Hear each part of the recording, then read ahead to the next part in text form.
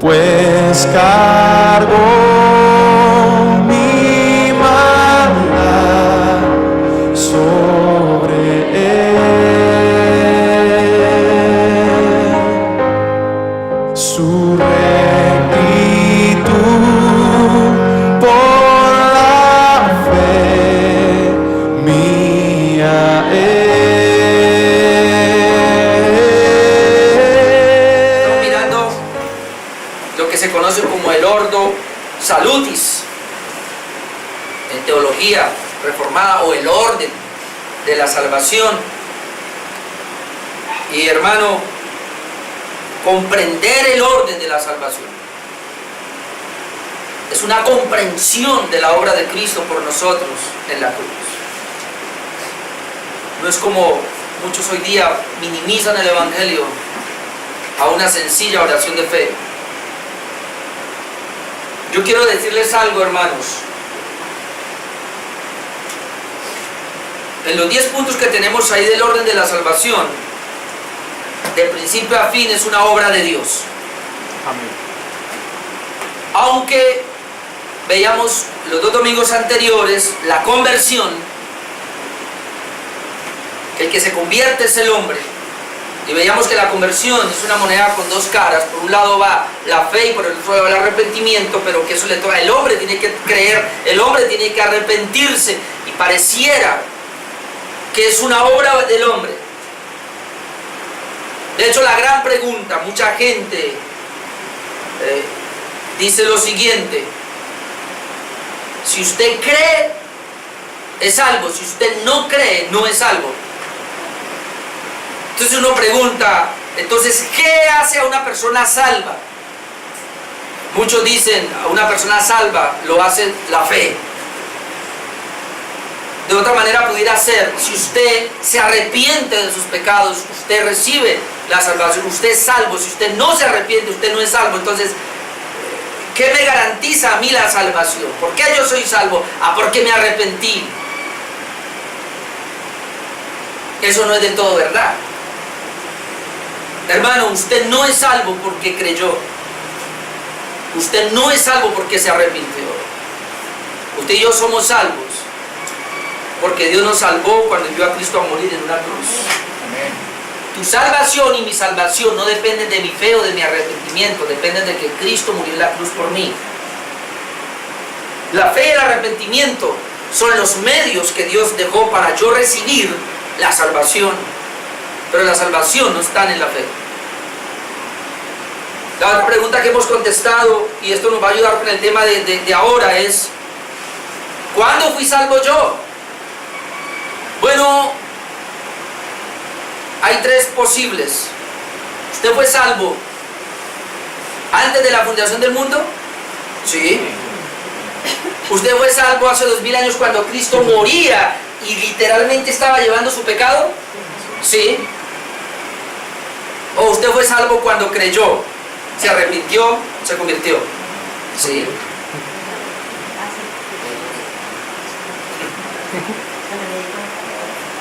La salvación en ese sentido es progresiva. ¿Y qué quiero decirle con esto? Que una persona que fue escogida desde antes de la fundación del mundo, que es el primer punto, esa persona allá ya es salva, allá ya es justificada, allá inclusive ya es glorificada, que sería el último punto. Pero va a llegar, pero esa es una parte, potencialmente allá está dado, pero tuvo que venir el tiempo donde Cristo murió para efectuar lo que allá potencialmente ya había sido dado por Dios. Pero no es suficiente. Esa misma persona que fue amada por Dios, Cristo viene y muere por esa persona, pero esa misma persona, en el tiempo cuando la persona nace y ya está en la tierra, tiene que llegar el tiempo donde ella se convierte en arrepentimiento y fe. Y ese sería el complete, pero aún falta algo: ser glorificado y llegar a la gloria. Así que allá plenamente somos salvos. Entonces yo fui salvo antes de la fundación del mundo, como Cristo fue el Cordero inmolado desde antes de la fundación del mundo, potencialmente, pero yo fui salvo, literalmente, hermano. Cuando Cristo moría en la cruz, estaba muriendo por mí, para salvarme, estaba muriendo por usted para salvarlo. Pero también es cierto que después yo nací y yo tenía que llegar a convertirme, tenía tenía que llegar a tener fe, tenía que llegar a creer para que todo lo potencialmente planeado por el Padre, ejecutado por Cristo en la cruz, se aplicara por mí, a mí, por la obra del Espíritu Santo, que la garantía para yo perseverar hasta que el Señor me lleve a su gloria, donde se completará totalmente y me quite este cuerpo de corrupción y me dé uno nuevo. Amén. De principio a fin, la salvación es de Dios. Y donde pareciera que a mí me toca entrar, como en el parte de la conversión que hemos visto, fe y arrepentimiento. Y como vamos a ver más adelante, en la santificación y en la perseverancia, que yo tengo que entrar ahí y que Dios espera que yo me mueva y actúe ahí. Déjeme decirle que yo lo hago solamente porque Dios me dio la capacidad para hacerlo. Me explico, habíamos visto que si bien es cierto que yo me convertí y que el hombre debe convertirse y debe tener fe y debe tener arrepentimiento, hermano, para recibir en ese caso que la salvación de la cruz se le aplicada por el Espíritu Santo. Esto es imposible sin la regeneración. Me explico, Dios me regenera y me capacita para que yo tenga fe y tenga arrepentimiento y pueda creer y me pueda arrepentir. De tal manera que si usted creyó y se arrepintió, no es una obra suya, es una obra de Dios, dada a usted y dada a mí para que yo la ejercitara. Y todo es de Dios. Ahora el punto es, entendiendo esto, y le voy a decir, y esto se entiende aquí a este lado de la salvación. Esto es para creyentes, esto no es para inconversos. Usted nunca le vaya a predicar a un inconverso de la elección, de la predestinación, del llamamiento interno. Me explico, cuando yo voy a evangelizar a una persona, yo no le voy a decir, pues le voy a compartir el evangelio a ver si de pronto el Espíritu Santo le hace un llamado interno. Usted no hable así. O a ver si de pronto por alguna razón Dios lo eligió a usted y usted es un predestinado y cabe aquí. No, Señor. Tu responsabilidad, mi responsabilidad es hacer el llamado general. Predique el evangelio, hágalo con ganas, hermano, con entrega. Y ahí después llámele a un arrepentimiento y a una fe. Dígale, usted debe creer para ser salvo. Si usted no cree, usted no es salvo. Usted se va a condenar. Crea para que sea salvo. Pero arrepiéntase de sus pecados. Abandone esa vida y venga a Cristo. Esa es la manera de predicar. Ellos no lo van a entender, pero usted tiene que predicar y yo tengo que predicar de esa manera. Cuando ya esa persona se arrepiente y crea y pase la puerta y entre y estar con nosotros y ya ella hace parte de la salvación, ahí le explicamos esto y ahí va a entender, o sea que yo creí y me convertí, no porque era una habilidad mía, sino porque Dios me dio esa capacidad y por eso lo pude hacer. En otras palabras, usted se arrepintió, usted creyó, yo creí, yo me arrepentí, no porque había una habilidad en mí, no porque el que me evangelizó habló muy bonito y me convenció, no, nada de eso, sino porque Dios me dio vida, me regeneró, me abrió los ojos y yo pude comprender, pude entender y Él me dio la fe y por eso yo pude creer y Él me dio el arrepentimiento y por eso yo di pasos de arrepentimiento y todo es de Dios. Amén.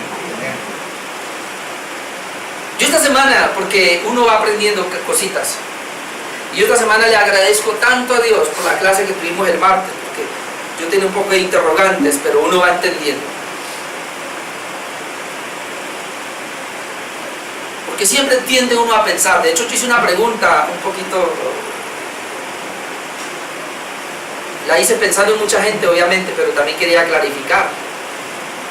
Porque uno tiene una idea, y era la idea que yo tenía, que es la idea que de pronto usted tiene. Bueno, y cuando Dios me hizo a mí, que dice que me hizo a imagen y semejanza de Él. Entonces la imagen y la semejanza que Dios hizo en mí, yo siempre pensaba, no se deterioró tanto. Y esa es la razón por la cual la gente puede hacer algo bueno. Sin embargo, yo aquí lo explicaba hasta la saciedad, no hay nada bueno en el hombre. Porque dice la Biblia inclusive que las justicias que yo hago delante de Dios son trapos de inmundicia. Y que no hay nada que pueda hacerlo bueno. Pero mire, por primera vez vine a entender clarito ese texto. A mí nadie me lo explicó, pero cuando yo escuchaba las respuestas a mis interrogantes, de que en el hombre no hay nada bueno, verdaderamente, y que lo único bueno que haya en el hombre, porque hablamos de la gracia común, y que si usted puede ver afuera de la iglesia al hombre siendo bueno, me explico. Hay gente muy culta, usted tiene familiares que han estudiado, no roban, son honestos, no son adúlteros, tienen un buen hogar. Pero si esas cosas ellos las hacen por una gracia, que se llama la gracia común que Dios le está dando a ellos, con el fin de preservar la raza humana, y que es una obra de Dios frenando el pecado en esa persona para que la sociedad no se corrompa tanto. Así que si alguien no peca lo suficientemente y usted ve que hay actos buenos de moralidad en esa persona, esos actos buenos no son de esa persona. Yo pensaba que eran de la imagen y semejanza que Dios nos había dado, pero no. Hablamos claro de esto, y yo me leí como 5 autores donde se habla de esto. Es porque Dios le dio a esa persona algo que se llama la gracia común. En otras palabras, en el hombre no hay nada bueno. Una y otra vez lo dice la Escritura, en el ser humano no hay nada bueno. Y cuando yo leía eso, y cuando estaba en la clase y la explicación de todo eso, entendí un texto. No recuerdo ahora, pero es Santiago, creo que 1:17. Por primera vez entendí ese pasaje y dije, ahora claro, Padre, entiendo, porque todo don perfecto y toda buena dádiva desciende de lo alto, del Padre de las luces, en el cual no hay sombra, mudanza ni sombra de variación. Y por primera vez ese texto fue tan claro a mí que dije, ahora entiendo, Señor, Orlando es una masa putrefacta de pecado y de maldad, y en mí no hay nada bueno, como que lo entiendo ahora sí, pero si en mí hay algo bueno es porque todo don perfecto desciende de lo alto. Si la gente ve algo en mí, desciende de lo alto. Si tú puedes ver algo bueno en la gente impía inclusive, desciende de lo alto. No está en esa persona. Nadie que usted ve a una persona ayudándole a un necesitado, déjeme decirle, es todo perfecto, desciende de lo alto. El problema es que nosotros lo atribuimos a la gente, porque no hemos comprendido que la Biblia dice que el hombre, desde la coronilla de su cabeza hasta la planta de sus pies, es una matra putrefacta de pecado. Y que en el hombre no hay nada bueno, y que varias veces dice la Escritura, el hombre no puede hacer nada bueno, no hay quien haga lo bueno, no hay ni siquiera uno, dicho por la palabra de Dios. Pero nosotros le atribuimos cosas buenas a la gente. No, esas cosas buenas que hace la gente vienen del cielo. Dios de alguna manera hace que esa gente actúe bueno, pero es preservando esta raza humana para que no haya tanta corrupción. ¿Y qué ahora que soy creyente? Es lo mismo. ¿Cuál es la diferencia entre un impío y un creyente? La única diferencia, hermano, la única diferencia lo hace la regeneración. Es lo único. Y que la regeneración implica que ahora el Espíritu Santo me abrió los ojos para yo entender algo de Dios, y que me dio al Espíritu Santo que está dentro de mí. Y como lo dije hace rato, y que lo único bueno que yo puedo tener de Dios es el Espíritu Santo que está en mí. Y que las cosas buenas que ahora yo comienzo a hacer, déjeme decirle que no son mías, sino que son de Dios, porque otra vez toda buena dádiva, todo perfecto desciende de lo alto. Y como dice Efesios 2:10, porque somos hechura de Dios, creados en Cristo Jesús para buenas obras. Pero mire esas buenas obras, las cuales Dios preparó de antemano para que yo anduviera en ellas, de tal manera que tu acto inclusive de venir hoy aquí a esta iglesia es un acto que Dios le dio a usted. Es una obra de Dios. Yo no tengo nada. Cuando yo entiendo eso, hermano, eso me lleva a humillarme y a decir gracias, Señor, por lo que has hecho en mí. Así que el orden de la salvación, de principio a fin, es una obra de Dios. Si alguien, hermano, usted le comparte el Evangelio y se convierte, que es lo que vimos, arrepentimiento y fe, yo puedo entender que Dios le dio esa capacidad a esa persona.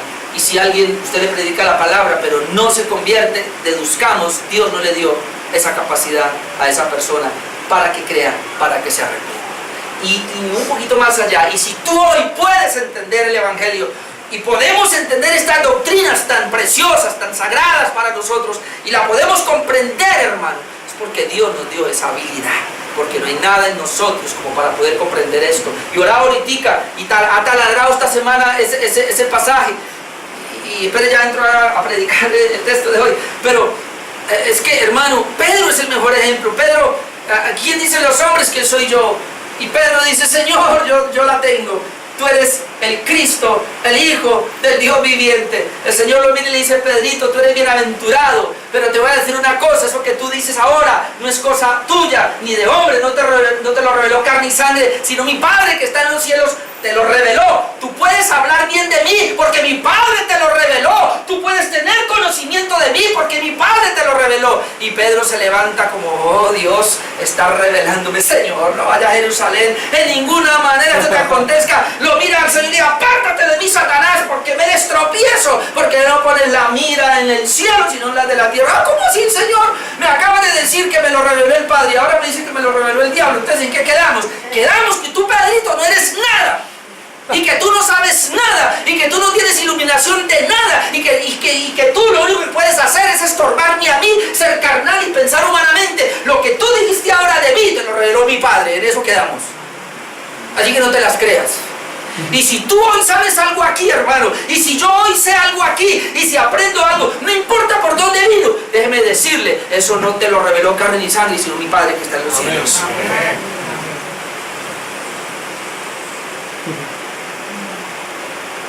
Tú no eres habilidoso, yo tampoco.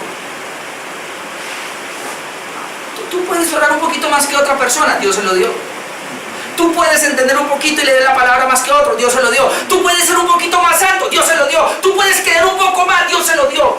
Todo es de Dios, por Él y para Él, y a Él sea la gloria. Amén. Así es. ¿Entender esto? Oh. Esto es precioso. Entonces dijimos, Dios, Romanos 8:29, usted lo conoce, a los que Dios conoció, a esos predestinó para que fuésemos conforme a la imagen de Cristo, que es el primogénito entre todos los hermanos. Predestinación para ser como Jesús. Y veíamos el viernes en las parejas, ¿sí o no? Ese es el propósito principal del matrimonio. A esos que predestinó, que fue los que conoció, llamó. Llamamiento general, pero luego terminó un llamamiento interno para llevarlos a la regeneración, los regeneró. Y como los conoció y los predestinó y los llamó y los regeneró, por eso ellos se convierten.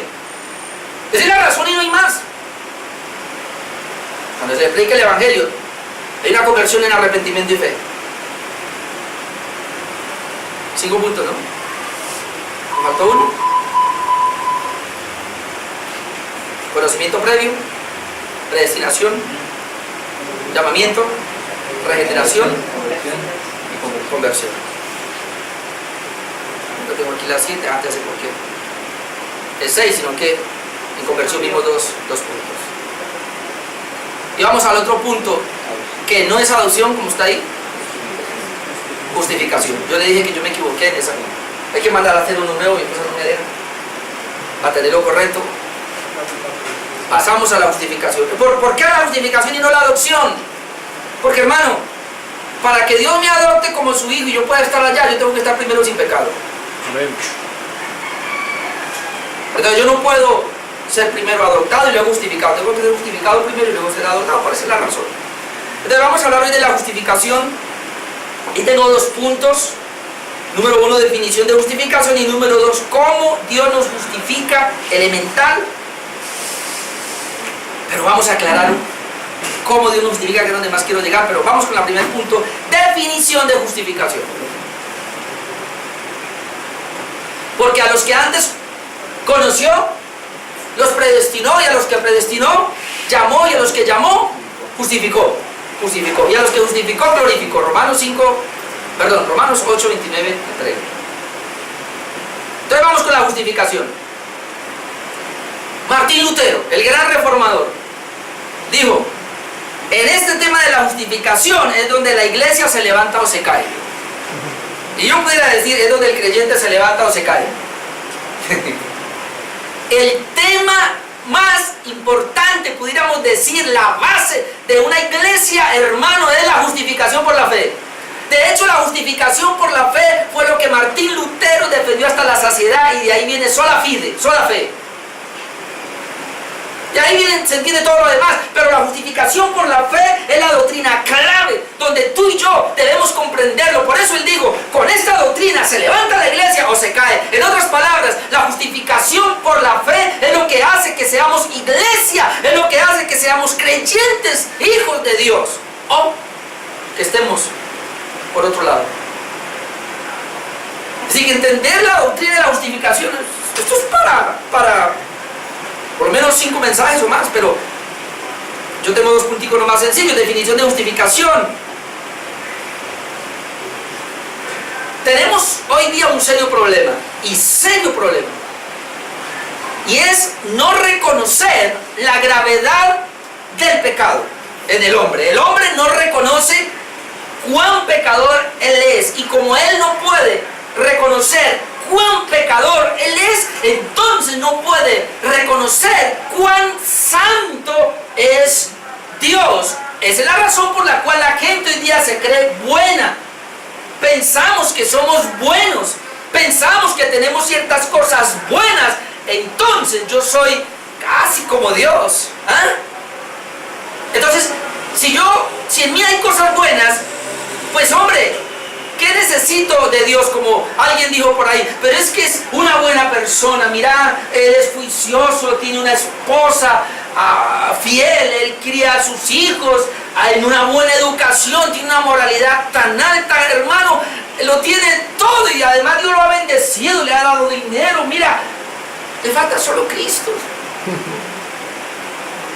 ¿Cómo? A él lo único que le falta es Cristo nomás. Por lo demás es perfecto. Si esa persona comprendiera, y le voy a decir una cosa, hermano, está más depravada una persona que se cree buena que aquel que está allá. Porque Jesucristo dijo, 2 hombres fueron al templo a orar, el uno era fariseo y él saca pecho, Señor, gracias, porque, y el otro era publicano, el publicano se tiró al suelo, gracias Señor, porque no soy como decía allá. Mira, está tirado en el suelo por lo pecador que es. Ni siquiera levanta la cara. En cambio yo, Señor, no soy tan pecador. Bien, mamá, Señor, yo soy fariseo. Tú sabes esa religión tan alta. Yo, Señor, ayuno 2 veces a la semana. Imagínese Dios como soy de justo. Yo, Señor, diezmo de todo lo que gano, Señor. No, Señor, ¿quién me puede igualar a mí? El Señor dice, ese salió justificado, el de acá no. Esa gente que se cree buena, esos católicos que creen que por hacer buenas obras, o los testigos de Jehová que creen que por repartir la atalaya puerta a puerta, o toda esa gente, hermano, que se atribuye un poquitico de obra, hermano, esa persona no puede comprender la dimensión del pecado humano, y mucho menos va a comprender la dimensión de la santidad de Dios, y nunca va a entender que son como el agua y el aceite, y que estamos a kilómetros de distancia. Y pudiéramos verlo en Romanos 3:23. Por cuanto todos pecaron y están destituidos de la gloria de Dios. Por cuanto todos pecaron, ¿qué nos queda a nosotros? Destitución de la gloria de Dios. El pecado destituye al hombre de la gloria de Dios, lo inhabilita, no permite que se acerque. Es como cuando Isaías vio una visión y él ve la majestuosidad de Dios y ve a los ángeles diciendo santo, santo, santo, y ellos están proclamando la inmensidad de la santidad de Dios. Isaías, cuando ve esa santidad de Dios, él dice, ay Señor, que me muero hoy, porque yo soy un hombre impío, Dios, de labios. Señor, me vas a matar por mi pecaminosidad tan grave. Señor, no resiste mi pecado. Señor, yo no puedo resistir frente a tu santidad tan inmensa. Y tiene que venir un ángel y le toca la labia y dice, tranquilo mijo, tranquilo, Dios ya le quitó el pecado. Señor. Y mucha gente, cuando Dios en el antiguo pacto se manifestaba, veía la santidad de Dios de tal manera que, Señor, yo me muero, Señor, yo me muero. Porque tenían claro ese texto, no hay un hombre que vea a Dios y quede vivo. La sola presencia de Dios mata a una persona. ¿Pero por qué así? Porque el hombre es pecador. ¿Cómo le explico yo esto? El hombre es depravado. El hombre de la coronilla de la cabeza a la planta de su pie es una masa de maldad. Dios es un ser puro, santo, tan íntegro, hermano, que no puede tener comunión con el hombre pecador. Y hasta que el hombre no entienda eso, no va a entender la justicia, no va a entender la justificación. Por eso Martín Lutero decía, ahí donde la iglesia se levanta o se cae. Y entender esto nos tiene que llevar a que entonces el único que puede justificarnos es Dios, porque Romanos 8:33 nos dice, hablando obviamente de los elegidos, pero luego llega al 33, ¿quién acusará a los escogidos de Dios? Pues Dios es el que justifica. Dios es el que justifica. La razón por la cual nadie puede acusar a los escogidos de Dios es porque Dios los ha justificado. ¿Quién justifica? Dios, no el hombre. O sea, nosotros no podemos justificarnos con nuestras buenas obras porque no son buenas, son malas. Es más, las buenas obras que hace el creyente ni siquiera son del creyente, son de Dios puestas en nosotros. Así que yo no puedo venir y decir, Señor, tú me puedes justificar porque es que yo te oro, ayuno, te doy, hago tantas cosas para ti. Y eso no sirve. Si tú lo haces es porque yo lo puse en ti para que lo hicieras. Entonces, vamos mirando, la justificación, la justicia es un acto. Dios es el que justifica porque el hombre no se puede justificar. Podemos definir la justificación de esta manera. La justificación es un acto legal, instantáneo de Dios en el que Él da nuestros pecados por perdonados y la justicia de Cristo como perteneciente a nosotros y nos declara justos ante sus ojos. Ahí estamos viendo ya dos cosas. Dios nos justifica cuando nos perdona nuestros pecados, pero al mismo tiempo nos imparte su obra justa a nosotros para podernos ver como que nunca cometimos pecado. La justificación es un acto legal delante de Dios.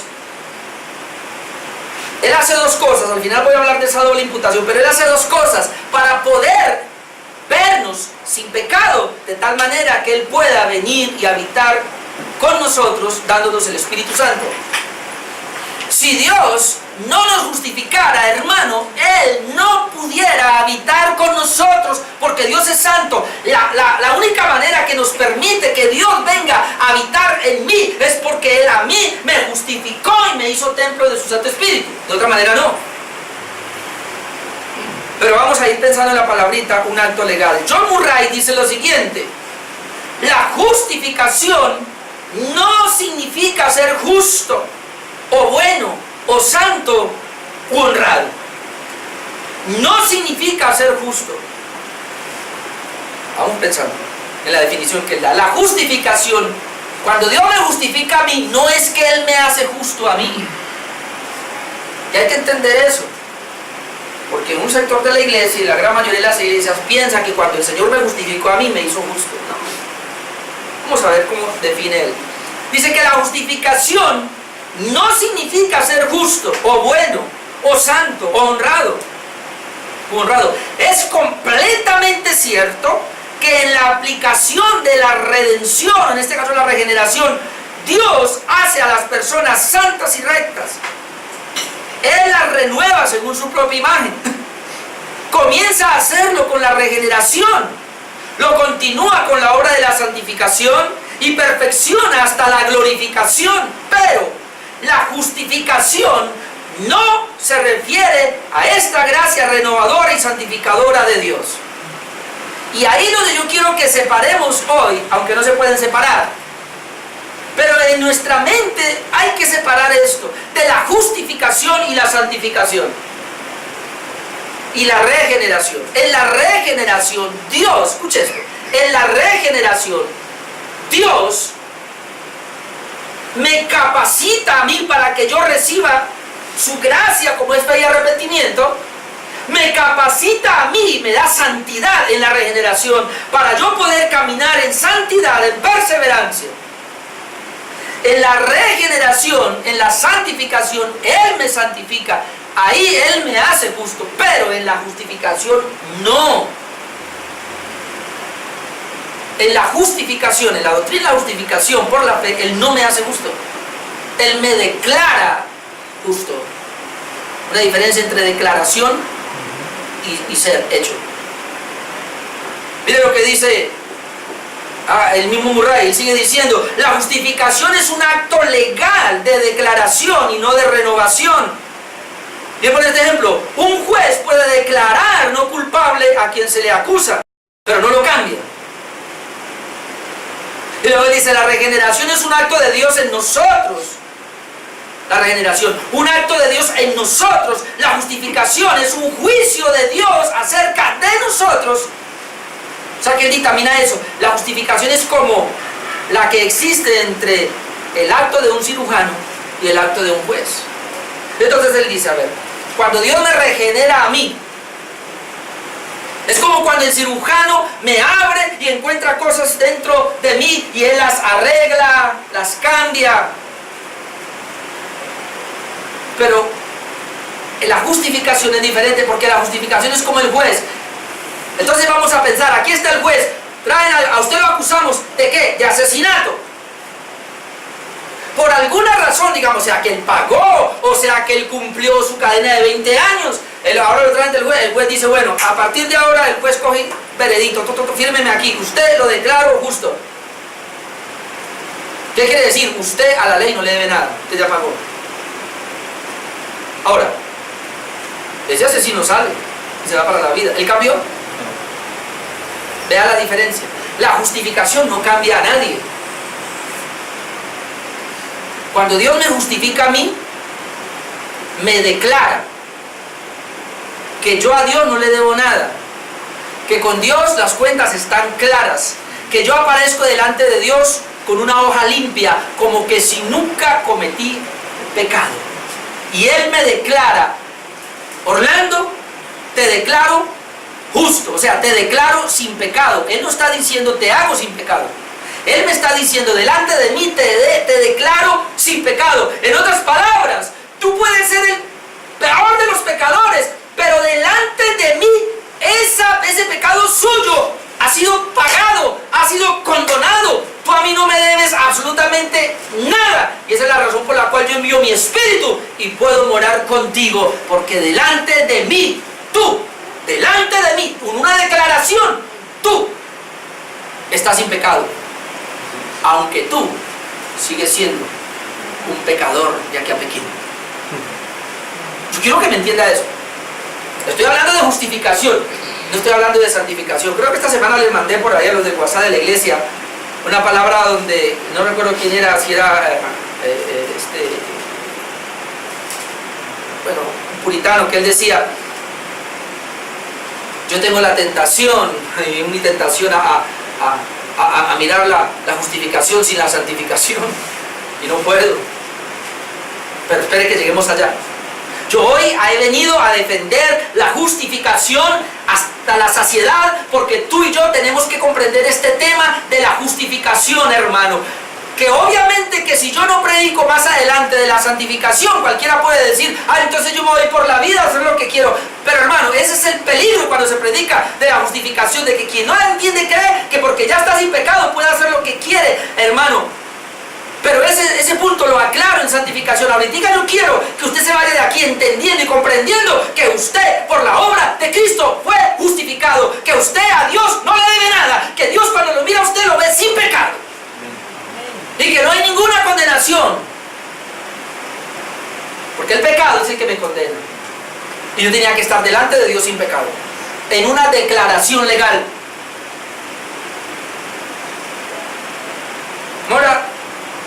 Dios nos justifica? Y aquí vamos a aclarar unos términos, porque tengo 4 maneras como Dios nos justifica.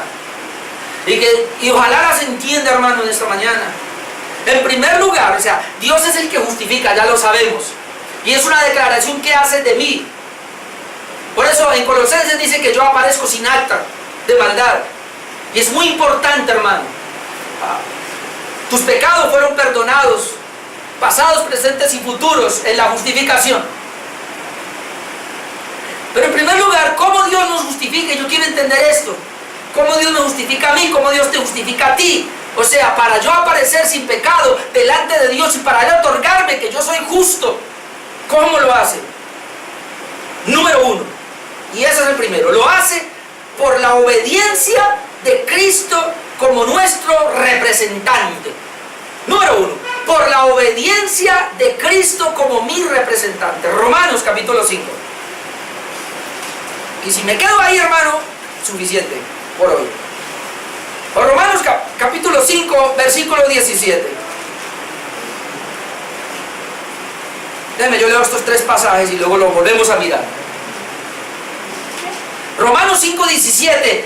Pues si por la transgresión de uno solo reinó la muerte, mucho más reinará en vida por uno solo, Jesucristo, los que reciben la abundancia de la gracia y del don de la justicia.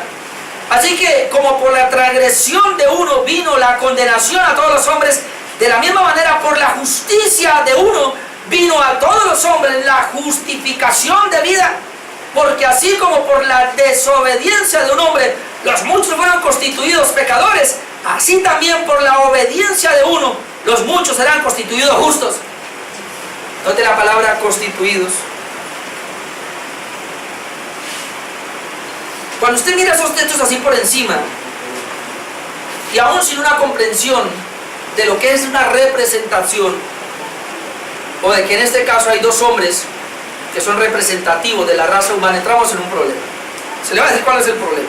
Dice el versículo 17, pues si por la transgresión de uno, ¿quién es ese uno? Adán, reinó la muerte. O sea, reinó la muerte para todos. Ya habíamos visto anteriormente, usted puede leer el contexto, dice que por Adán entró el pecado a toda la humanidad. Ahora dice, mucho más reinará en vida por uno solo. Y ahí dice, ¿quién es? Jesucristo. Y luego dice, reinarán en vida a quienes, a los que reciben la abundancia de la gracia y del don de la justicia. Hay 2 cosas ahí. Reciben la abundancia de la gracia y reciben el don de la justicia. Entonces, estamos viendo que unos recibieron la transgresión, pero hay otro grupo que recibe la abundancia de la gracia y el don de la justicia, versículo 18. Así que, como por la transgresión de uno vino la condenación a todos los hombres. Ese es Adán. Adán pecó, pasó el pecado a mí. Y por eso la condenación pasó a todos los hombres. Ahora dice, de la misma manera, por la justicia de uno. ¿Quién es ese uno? Cristo. ¿Vino a quién? A todos los hombres la justificación de vida. Ahora, si yo conservo ese texto, tendría yo que creer en una salvación universal. Porque lo que yo puedo ver es que dice, por un hombre entró el pecado y la condenación a todos los hombres. Ahora, por el otro hombre que es Cristo, entró la gracia, el don de la justicia, dice, a todos los hombres. Versículo 18. Todos los hombres, la justificación de vida. Versículo 19. Porque así como por la desobediencia, que es el punto que yo quiero que miremos, la desobediencia de un hombre. ¿Quién es este? Adán. Los muchos fueron constituidos pecadores. ¿Por qué tú fuiste constituido pecador? Porque Adán pecó. Ahora dice la última parte. Así también por la obediencia de uno. ¿Quién es ese? Cristo obedeció. Los muchos serán constituidos justos. En otras palabras, ¿por qué los muchos son constituidos justos? ¿O son declarados justos? Por la obediencia de uno. Aclaremos ahora entonces cómo yo soy justificado. Dije punto número 1, por la obediencia de Cristo como mi representante. Ahí en este, inclusive el título de Romanos 5:10 es Adán y Cristo. Y ese título es muy bueno, Porque tenemos que entender, y escúcheme hermano, uy, si usted se lleva esto, hermano, usted aprende mucho. Tenemos la raza humana, está representada por dos personajes, por dos Adanes, dice Corintios 15, dos Adanes. El primer Adán y el postrer Adán.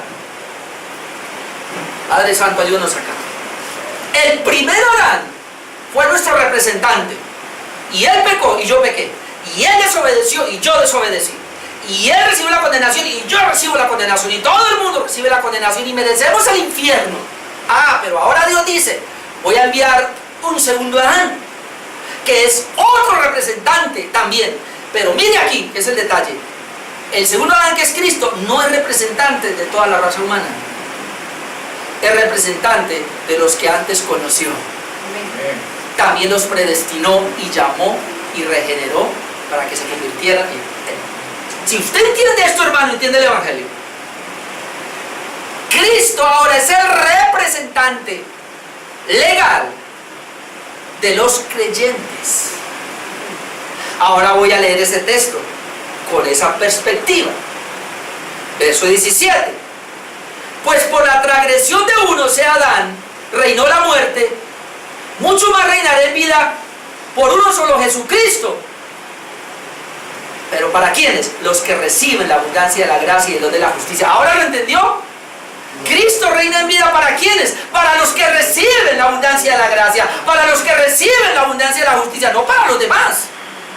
Ahí ya estamos viendo algo. Sigamos en el 18. Así que, como por la transgresión de uno vino la condenación a todos los hombres, de la misma manera por la justicia, la justicia de Cristo, la justicia de uno vino a todos los hombres, la justificación de vida. Ahí ya lo divide. Por la transgresión de Adán vino la condenación y van al infierno todos los hombres, pero por la justicia de uno, dice que vino ¿qué? Vino a todos los hombres la justicia de vida. ¿Y quiénes son esos? El versículo de atrás lo dice, los que recibieron la gracia y la justicia. Y ahora el 19, porque así como por la desobediencia, que es el punto que quería tratar, de uno, este es Adán, los muchos fueron constituidos pecadores, así por la obediencia de uno, este es Cristo, los muchos serán constituidos justos. ¿Qué te justifica a ti? La obediencia de Cristo. Hermano, yo le decía a mi esposa anoche, todos los seres humanos nacimos bajo el primer Adán. Y si nosotros seguimos bajo el primer Adán, que ese Adán es nuestro representante, vamos al infierno. Porque este Adán pecó, este Adán no obedeció, fue un desobediente total y nos transfirió todo. Pero entonces Dios, por eso la Biblia, y entienda, por eso la Biblia habla del segundo Adán, del postrer Adán, del nuevo Adán.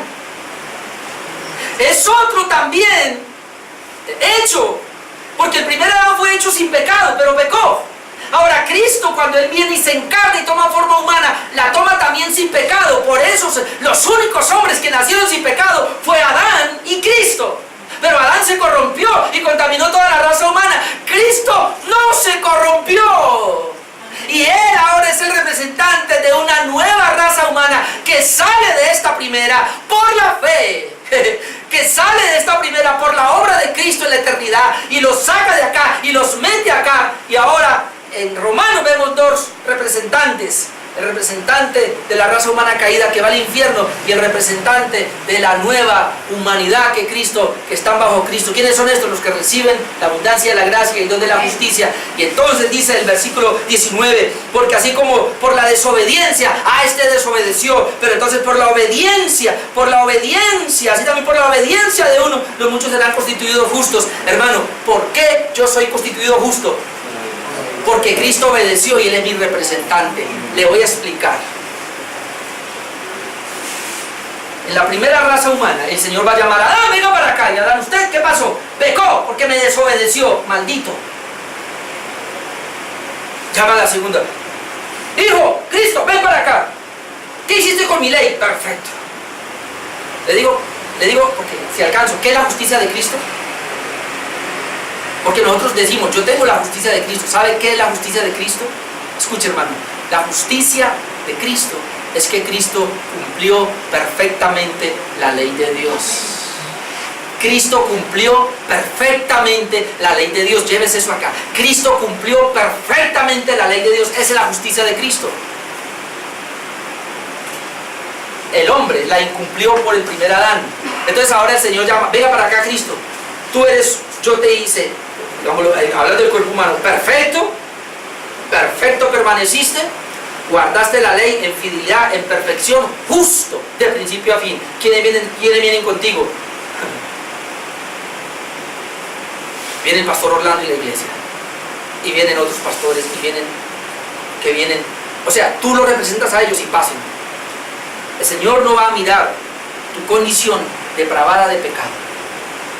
Él va a mirar solo al representante. Cuando tú comienzas a ver en Cristo, que le dije a mi esposa, yo quiero predicar ese tema, porque también lo estamos viendo, es que yo estoy emocionado por lo que estoy viendo en este mes de la clase. Vimos una parte que es estar en Cristo. Y estar en Cristo es tan precioso eso, hermanos, que cuando yo estoy en Cristo, estoy metido en Él, es por eso yo soy salvo. Ahora le explico la justificación. Usted y yo, depravados, totalmente pecadores. Pero, cuando el Señor me mira y me ve en Cristo, quiere decir que Él ve la obediencia de Cristo. Escucha esto, hermano. Por favor, ojalá lo entienda, Señor. Danos la gracia. Cuando me ve a mí en Adán, Él ve cómo Adán pecó y desobedeció, y por lo tanto todos nos ve igualitos. Cuando me ve a mí en Cristo, Él ve a Cristo cómo obedeció, cumplió la ley, fue justo, y entonces todos los que venimos ahí nos ve lo mismo. O sea, que Él te ve a ti como que tú nunca incumpliste la ley. Él te ve a ti y me ve a mí como que yo cumplí la ley perfectamente. Ahora le pregunto, ¿usted cumplió la ley? No, por eso Él es un pecador. Cristo cumplió la ley, pero como Él es mi representante, yo aparezco y soy justo porque Él cumplió la ley. Y Dios me ve a mí en Cristo, que yo también cumplí la ley. La justicia de Cristo es que Él cumplió la ley y me la aplica a mí. Y yo delante de Dios aparezco sin pecado. Por eso a mí no se me puede atribuir ningún pecado. Pero esa es la primera parte. La segunda parte es por la muerte sustitutoria de Cristo en favor nuestro. Y déjeme decir que esto va muy ligado. Esto no lo puedo despegar. Pero Romanos 4:25, ya que estamos ahí, dice 4:25, el cual fue entregado por nuestras transgresiones y resucitado para nuestra justificación. Cristo fue entregado por nuestros pecados, pero Cristo resucitó para mi justificación, o sea, para declararme sin pecado. ¿Qué quiere decir esto? Mire, hermano, yo no soy justificado solamente por la obediencia de Cristo, porque la obediencia de Cristo es un legado que Él me puede dar a mí. Pero hay un problema. Yo la embarré, yo cometí pecado, y el Señor no puede justificar de esa manera al impío. Cuando Romanos 4 dice que Él justifica al impío, es porque alguien pagó por ese impío. Me explico. El pecado que yo cometí y el pecado que tú cometiste no podía quedar sin castigo. Cristo perfectamente, y Él tiene su justicia, pero para Él poderme justificar a mí, es que esa justicia va a venir a mí. Pero antes de que esa justicia venga a mí, yo soy un pecador de la cabeza hasta los pies, y voy a seguir pecando hasta que me muera. Ese es el punto. Pero entonces, este pecado que yo cometí, o el pecado que cometió la iglesia, tiene que ser castigado. Entonces ahora, quien cumple la ley perfectamente, que es Cristo, en su humanidad viene, toma tu pecado y mi pecado, y va a la cruz a pagar por él. Porque el Señor no puede tener por inocente al culpable. Y esa es la razón por la cual Cristo muere en la cruz, para pagar tu pecado y pagar mi pecado. Que si Dios deja que Orlando lo pague, la única forma de yo pagarle a Dios es en la eternidad en el infierno. No hay otra manera. Pero entonces ahora, a los que Él quiere justificar, a los que les quiere entregar la justicia de Cristo, siendo pecadores, entonces yo tengo que pagar por ese pecado. Pero como yo no puedo pagar porque no me alcanza la vida y el infierno no es suficiente, Cristo dice, entonces yo ahora voy a ir por ti, voy a morir por ti, voy a tomar tu pecado, voy a pagar por tu pecado, y tu pecado me mata, pero luego yo resucito para justificarte a ti. Amén. ¿Qué quiere decir eso? Tu justificación implica que ya hubo alguien que pagó por ti. Así es. Esta mañana a los del Guadalajara le mandé una palabra: consumado es. Ya está pago todo. Ya todo está cancelado. ¿Qué quiere decir? Orlando no le debe a Dios nada. Aunque yo mañana le falle, aún eso ya está pagado. Yo no le debo a Dios nada, porque Cristo en la cruz muriendo pagó por mí. Él fue mi sustituto. Todo mi pecado, desde la coronilla de la cabeza hasta la planta de mi pie, fue pagado por Cristo. Otra vez, por la fe yo recibo eso.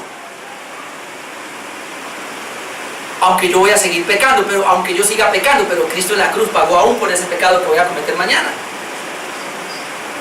Entonces la justificación yo la recibo primero por la obediencia de Cristo. Segundo, por la muerte sustituta de Cristo, porque mi pecado tenía que ser pagado. Amén. Amén. Dios no me iba a recibir a mí. Cuando dice que Dios justifica, Él no es que diga: yo lo justifico, pase conmigo. No, Señor. Yo lo puedo justificar a usted de dos maneras. Una, pagando por tu pecado. Y dos, tú no tienes justicia, entonces le voy a otorgar otra justicia con la cual yo estoy de acuerdo. Esto me lleva al tercer punto, que es donde los teólogos reformados y donde explotó la reforma. En tercer lugar, al recibir esa justificación mediante la fe. Ese es el acto, recibir esa justificación mediante la fe. Entonces, aclaro, ¿cómo yo soy justificado? Número uno, por la obediencia de Cristo, porque es la justicia de Cristo. Tengámosla ahí por ahora. Número dos, por la muerte sustitutoria de Cristo, porque Él pagó por mi pecado, o sea que yo ya quedé sin deuda delante de Dios por Cristo. Y número tres, recibiendo esa justificación mediante la fe. Hay varios textos acá, Romanos 4, no bajes de ahí, Romanos 4, 3 rapidito, porque ¿qué dice la Escritura? Creyó Abraham a Dios y le fue contada por justicia. Versículo 9. ¿Es pues esta bienaventuranza solamente para los de la circuncisión o también para los de la incircuncisión? Dice, porque decimos que a Abraham le fue contada la fe por justicia. O sea, ¿cómo él es justificado? Por la fe, cuando Abraham creyó. Pero sigamos leyendo, ver 4:22, Romanos 4:22, dice, por lo cual también su fe le fue contada por justicia. 3 veces a Abraham, pero ahora dice, y no solamente con respecto a él se escribió que le fue contada, sino también con respecto a nosotros. Yo me meto ahí, a nosotros. ¿Y quiénes son nosotros? A quienes ha de ser contada. ¿Y quiénes son estos? Esto es, a los que creemos en el que levantó de los muertos a Jesús, Señor nuestro, el cual fue entregado por nuestras transgresiones y resucitado para nuestra justificación. Justificados pues por la fe, tenemos paz para con Dios por medio de nuestro Señor Jesucristo. O sea, ¿a quién le es contada la justificación? A los que somos de la fe, a los que creemos. Y hermano, está hablando de los que creemos verdaderamente. ¿Y quiénes son los que creemos verdaderamente? Los que fuimos regenerados. ¿Y quiénes fuimos regenerados? Los que fuimos llamados por el Espíritu Santo internamente. ¿Y quiénes son estos? Los que fueron predestinados. ¿Y quiénes son estos? Aquellos que el Señor conoció desde antes de la fundación del mundo. En otras palabras, la justificación se le entrega a los mismos que el Señor conoció desde antes de la fundación del mundo. A los mismos que el Señor predestinó. A los mismos que Él llamó. A los mismos que Él regeneró. A los mismos que le dio la fe. En otras palabras, la fe para recibir la justicia es una dádiva de Dios, es un regalo de Dios otorgado a los que Él amó desde antes de la fundación del mundo, no a otros. Por eso es la razón por la cual nos paramos a decir que cuando Cristo muere en la cruz, está muriendo por personas. Cristo no está muriendo en la cruz por todo el mundo. Como algunos dicen, Cristo está muriendo potencialmente. ¿Qué quiere decir eso? Cristo muere en la cruz potencialmente. ¿Qué quiere decir eso? No, el que quiera viene y el que no. No, así no es. Cristo no muere potencialmente. Cristo en la cruz muere específicamente, eficazmente por personas, de tal manera que si Cristo murió por Pepito Pérez se va para el cielo. Si Cristo no murió por Ambrosio se va para el infierno. ¿Ven? Aquí no hay ni Pepito, ni Ambrosio, ni Ambrosio. Ahora, número 4. Vamos. Oh, santo Dios, 5 minuticos. ¿Cómo Dios nos justifica? Número 1, por la obediencia de Cristo como nuestro representante. Y por favor, vamos a tener la obediencia de Cristo allá. Esa se llama la justicia. Amén. La justicia de Cristo. Número 2, por la muerte sustitutoria de Cristo en favor nuestro. O sea, que Él pagó por mí. ¿Cuántos creen eso? Él pagó por mí. Hermano, tú no le debes a Dios ningún pecado. Él ya lo pagó. Pero número 3, a recibir esa justificación mediante la fe, que quiere decir que la justicia de Cristo y el hecho de que Él pagó por mí, lo reciben solo los que tienen la fe. Los que tienen la fe en ese sacrificio. Y esto me lleva al cuarto punto, que sería por la imputación de la justicia de Cristo, que es otra vez el mismo punto, el primer punto. Ah, claro. Arriba está la justicia de Cristo, primer punto. ¿Qué es la justicia de Cristo? Que Él obedeció por mí. Como yo no obedecí, el segundo punto, entonces Él pagó por mi desobediencia. En tercer lugar, me entrega esa justicia o esa obediencia de Cristo cuando yo creo, por la fe. Bueno, ahí la recibo, pero eso ya está desde antes de la fundación del mundo. ¿Cuándo me justificó a mí Cristo? Desde antes de la fundación del mundo. ¿Cuándo me justificó a mí Cristo? Cuando estaba muriendo en esa cruz. ¿Y cuándo me justificó a mí Cristo? Cuando creí. Es lo mismo, hermano. Pero ese es el tercer punto. El cuarto punto, que responde a los tres, es que yo soy justificado por la doble imputación. Oh, esto yo lo hablaba acá, pero me fascina hablar de la doble imputación. ¿Qué es eso? La doble imputación implica que vamos a hablar de los dos Adanes. Que el primer Adán me representó a mí, por lo tanto yo pecador totalmente, desobediente totalmente, y aquí voy yo. El segundo Adán, Cristo, perfectamente obediente, y esa es su justicia, la justicia de Cristo. Cristo en la cruz como mi representante muere por mí pagando mi pecado. Ahora, póngale cuidado. Aquí está hablando, pecador todo el tiempo, pero ahora yo creo, porque es que la gente no ha entendido toda la justificación y por eso estoy hablando de esto. Bueno, aquí estoy yo pecador, entonces yo vengo y creo en el Evangelio, creo en Cristo, y el consumado es, ay, Cristo ya pagó por mí, ay, Señor, estoy justificado delante de ti porque Él pagó por mí, en mí ya no hay pecado, precioso eso, pero Él pagó por mí. Pero ¿cómo quedo yo? Sin justicia. ¿Por qué? Porque Orlando vuelve a pecar. ¿Será que Dios me va a recibir a mí solamente porque Cristo pagó en la cruz por mí y ya no le debo nada a Dios? Pero ahora el Señor me dice, bueno, ande Orlando, y yo comienzo a andar y otra vez peco. No podía la salvación ser así. La doble imputación implica que así como todo mi pecado, el Señor Jesús lo toma en esa cruz y muere por mí. O sea, yo le imputé mis pecados a Jesús. O sea, la iglesia hizo pecador a Cristo y Él murió. Pero para poder Dios tenerme a su lado, tenía que coger toda la justicia de Cristo, que la obediencia de Cristo, y trasladarla y metérmela a mí por la palabra y por el Espíritu Santo, para que cuando Dios me mire a mí, vea la justicia de Cristo, vea a Orlando que cumplió perfectamente la ley, y cuando Él me ve a mí, ve la justicia de Cristo en mí, y por eso Él dice, vamos corriendo para que Orlando y habitemos con Él. Yo tengo al Espíritu Santo en mi vida, yo tengo a Dios que viene a morar en mí, y el mismo Cristo viene, no porque en mí haya algo bueno, sino porque Cristo me dio su justicia. Y cuando Dios me ve, Él ve la justicia de Cristo en mí. ¿Qué quiere decir eso? Que no es que Orlando haga algo bueno, sino que el bueno vive dentro de mí, y esa justicia de Cristo que vive en mí es en la cual yo puedo caminar, pero no es mía, es de Él. Amén. Y que si yo fallo y peco, entonces tengo abogado, y el abogado me dice, tranquilo, sigue para adelante, que yo ya pagué por ese pecado, pero ahora vuelve y tome mi justicia y siga caminando en ella.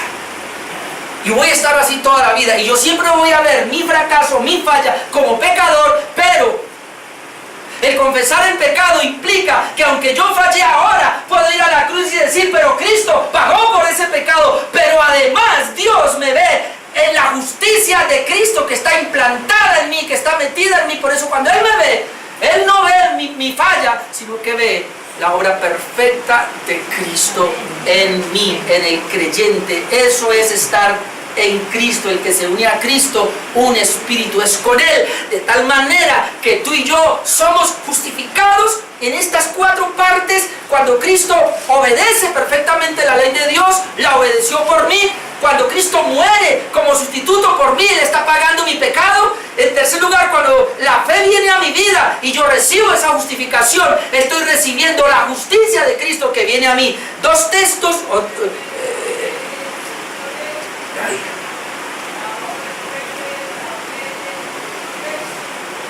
En Zacarías, ustedes pueden buscar mejor 3, del 1 al 4, está el sumo sacerdote que ha pecado. Y entonces él viene delante de Dios en pecado. Satanás viene y lo acusa. Y viene un ángel ahí a hablar. Y Dios le dice al ángel, vaya, quítale los trapos sucios de inmundicia y póngale un nuevo traje limpio y puro. Y está hablando de la doble imputación. Cuando llegamos a Cristo, lo que Cristo nos quita los harapos sucios que tenemos nosotros, pero nos pone los de Él. Justificación, y para que Él me vea a mí sin pecado, es porque en mí está el vestido justo de Cristo.